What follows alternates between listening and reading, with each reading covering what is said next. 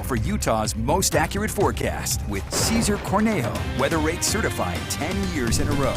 Okay, Cesar, a nice weekend, man. I can't even take this for granted. You say it might be getting colder, though. Yeah, Nick, it's definitely starting to look like that on the trends. We're starting to cool down. We've even seen that here in northern Utah. It's a bit cooler today, but if you head out to southern Utah, step outside, feel some of that warm air and clear sun, that you can see why this beautiful picture was just able to really show just how great it was out there to be outside, be outdoors. But here in northern Utah, we have that cold front moving through, and that's where we're expecting to see that sweater weather really making its way in. We'll have a wet midweek and cooler temperatures will continue, but we do stay dry, luckily, as we continue throughout the rest of this week. Looking outside the Doterra Salt Lake City downtown camera, seeing a beautiful sunset, some clouds moving back in. It was nice to see a little bit of that sunshine, but as we have this one system exiting four parts of northern Utah, southern Idaho, we have another little system making its way in. Can see by that cloud cover continuing to track through parts of Nevada. So again, that's where we'll see some of the shower potential going into the overnight hours, but should not cause too much of an issue. The main thing that we've seen as a difference is the temperatures. Northern Utah already seeing temperatures for parts of the Wasatch Front into the 40s around Salt Lake City at 49, 50 in Provo, but look at St. George, 76. We're seeing 65 in Lake Powell. Overall, a much nicer day if you go just a few hundred miles south. But take a look at just the difference what we saw compared to yesterday.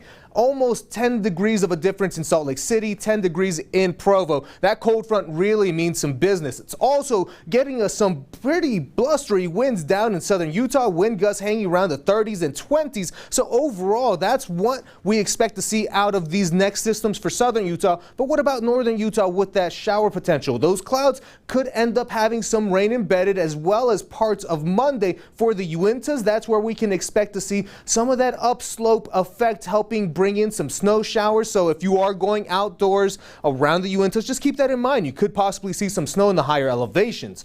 And if we look at the next system, the one that really brings in that shower activity, that's going to bring in that rain that we are expecting to see throughout Tuesday going into the afternoon hours. A little bit of a break. Once again, get some heavier stuff as we get a little bit more sunshine to help us work through that, and it'll continue into the overnight hours. So that's something to expect. When we look at accumulations, it's not going to be much of a soaker as what we saw beforehand with that atmospheric river, but that's nothing to scoff at. Almost a quarter of an inch of rain for parts of Salt Lake City, a little bit heavier over towards parts of the northern Wasatch Front, and even going into the Cache Valley and then eastern Nevada. That's where we're going to get a nice little dousing. Looking at regional forecast for tonight and tomorrow, we're expecting to see temperatures hanging around the 30s and 40s for our overnight lows, and 50s in northern Utah, 60s and 70s in southern Utah. St. George's 7-day forecast, we're expecting to have temperatures hanging around those 70s for the next few days. Dry conditions as well, still breezy as we do have those systems making their way through.